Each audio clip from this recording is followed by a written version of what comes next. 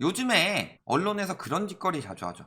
최근에 침체기가 길어지니까 오피스텔도 최근 침체 시장 나타나죠. 그리고 아파트는 이미 한 작년 11월부터 침체기가 나타나고 있으니까 언론에서 무슨 짓을 하느냐. 작년 한 해 동안 엄청 많이 올랐다. 지난 4년 동안 많이 올랐다. 이런 이야기들 갑자기 과거 자료를 들먹이면서 많이 올랐다는 이야기를 하고 있어요. 오피스텔도 마찬가지죠. 뭐라 그래요? 황금알을 낳는 거위. 분양시장에서 상종가. 자, 황금알을 낳는 거위. 누구한테서 황금알을 낳는 거위예요? 당연히 건설사에게. 건설사에게는 왜 오피스텔이 황금알을 낳는 거위냐? 분상제를 피해가기 때문이죠. 저번에 뭐 동탄 같은 경우 보시면은 똑같은 단지에서 일부는 아파트로 분양을 하고 일부는 아파트로 분양을 했는데 거의 가격이 더블이었더라. 분상제를 피해가기 때문에. 근데 이거를 분양받으면은 아파트보다 훨씬 비싸게 사는 거죠. 그런데 이게 황금알을 낳는 거위래. 누구한테요 그럼? 건설사한테 황금알을 낳는 거위죠. 오피스텔은 굳이도 많이 확보 안 해도 되잖아요. 그런데 이거를 누구한테 이야기를 하고 있다? 수익형 부동산 개념에서 벗어나 주거의 개념이 도입되면서 뭐 새로운 반응이 들어오고 아파트의 대체 상품으로 부각되고 있다. 오피스텔은 황금성도 떨어지고 대지 지분도 많지 않죠. 그리고 취득세도 비싸고 따라서 아파트보다 처분이 힘든데 아파트보다 비싸게 분양을 받으라고 자꾸 유도하는 이유는 당연히 건설사들이 많이 남겨 잡수시기 때문이다. 그래서 이번에 실태 고발 나왔죠. 유튜버들 보면은 오피스텔 투자해라. 방금 주거용이라고 해서 아파트 대체제라고 하더니 집이 아니라 또 투자 상품이래요. 9억 육박하는데 뭐 12억 15억 충분히 가능하다. 시대 차익 엄청 번다. 뭐 엄청 올라갔다. 뭐 이런 식으로 이야기하고 있는데 막상 환금이 안 되죠. 저런 사람들 속여가지고 초피 먹는 사람 뭐 물론 있겠죠. 수익 보는 사람들도 있을 수 있어요. 없다가 아니라 오피스텔이 그리고 주택수에 안 들어가나요? 주택수에 안 들어가면 좋겠죠. 그런데 오피스텔에 내가 거주를 한다. 주택수 되죠. 당연히. 전입신고 해야 되니까. 세를 놓는데 오피스 형식으로 업체가 들어오는 경우가 있고 아니면 주거용으로 들어오는 경우가 있죠. 그런데 업체가 들어오는 경우는 많지도 않고 사실은 상가 건물이나 훨씬 더 넓은 평형에 잘 쓸 수 있죠. 그렇다면 대부분은 주거용으로 왜냐면 지금 오피스텔의 인기는 집값이 너무 비싸서 오피스텔로 돌아갔다. 혹은 청약 당첨이 너무 힘들어서 오피스텔로 돌아갔다. 대부분이 주거용으로 보고 있다는 건데 주거용으로 보면 주택수에 들어가죠. 주택수에 들어가기 때문에 세금이 많이 붙는다. 그렇다고 전입신고 하지 말라는 편법이라고 하는데 그런 건 걸리면 안 되죠. 쓰레기들이고 경매에 넘어가게 되면은 대항력이 떨어져서 보증금을 못 받을 수 있으니까 오피스텔에 전입신고 하지 말라는 데는 절대 들어가면 안 된다. 요거는 명심하셔야 되고요.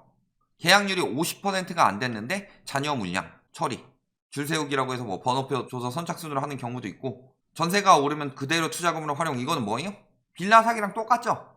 휴대폰도 2개 가지고 있다. 왜? 이 휴대폰이 올리면 진실을 말하고 이 휴대폰이 올리면 가서 입 털고 구라치는 거고. 자, 그래서 엄청나게 막 맨날 완판하고 있는데 계약률이 50%가 안 되는 경우도 있다. 된 것처럼 속이는 거죠. 아파트보다 더 심각하죠. 그래서 오피스텔이나 생활형 숙박시설 이런 것들 맨날 전화 걸어보면 다 나갔고 호실 하나 남았대요. 엄청 구린 호실. 그거밖에 안 남았대. 그래서 떠봐요. 그거 낚이면 호구인 거고 거기는 호실이 너무 구려서 안 할래요 하고 빠진다 라고 하면은 은근슬쩍 갑자기 또 와가지고 어떤 분이 계약 안 하시기로 해서 조금 더 좋은 호실이 나왔습니다.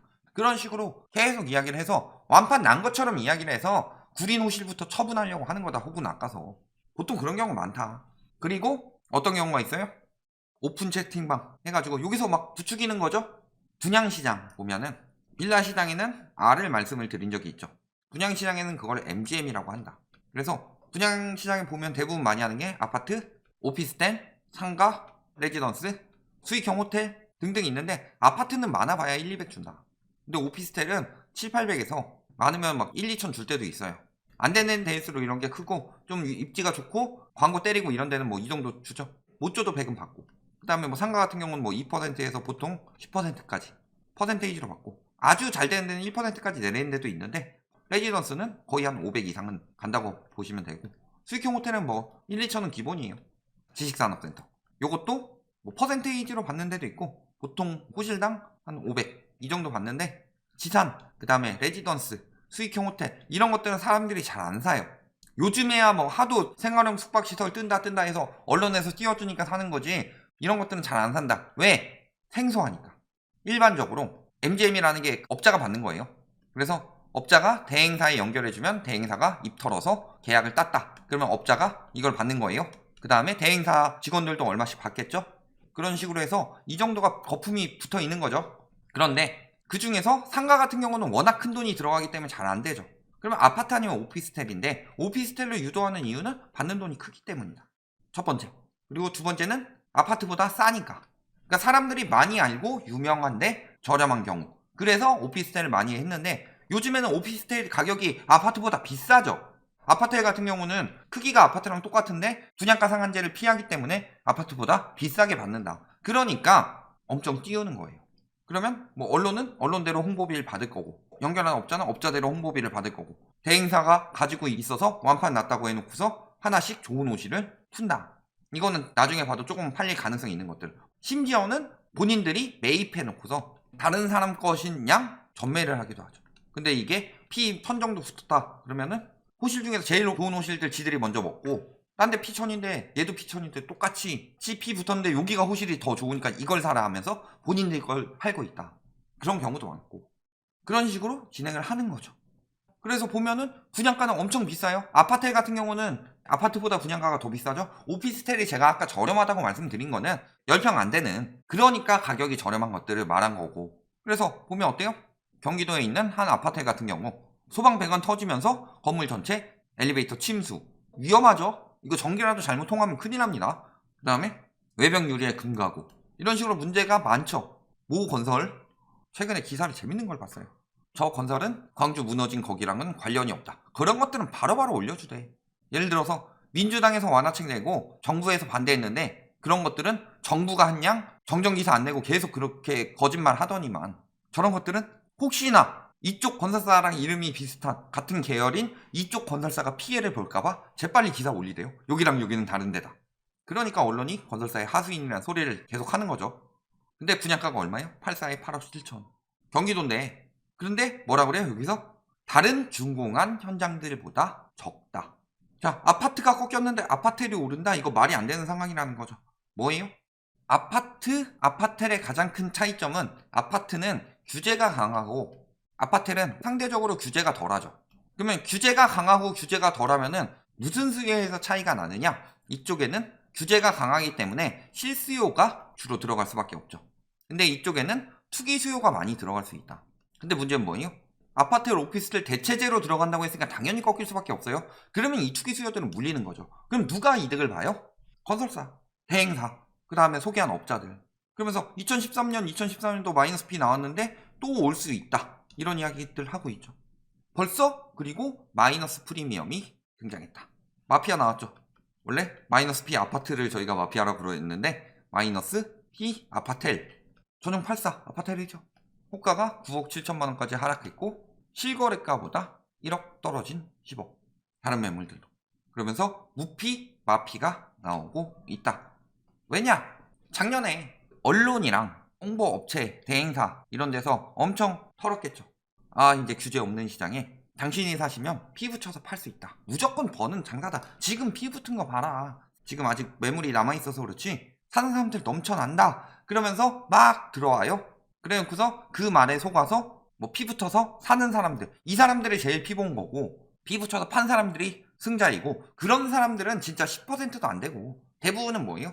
아 피 많이 붙겠구나 하고 가지고 있는데 받아줄 수요가 있어야 되죠. 그런데 누가 받아주느냐? 첫 번째 투기 수요가 받아주느냐? 더 가격이 오를 요소가 있어야 되는데 아파트 같은 오피스텔은 기본적으로 분양가가 높기 때문에 거기서 피를 많이 붙이기가 힘들죠. 시세 정도로 형성이 되니까. 그런데 아파트 시장이 침체되니까 바로 오피스텔 피도 같이 침체되는 거죠. 두 번째로 실수요가 받아줘야 되는데 실수요는 같은 가격이면 아파트를 사지 아파텔을 사진 않아요.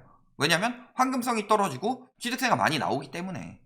그래서 지난해 수도권 오피스텔 광풍이라고 계속 이야기하더니 결국에 무너지고 있는 거죠. 지방 뭐 더 심각하다 뭐 이런 얘기 나오고 있고.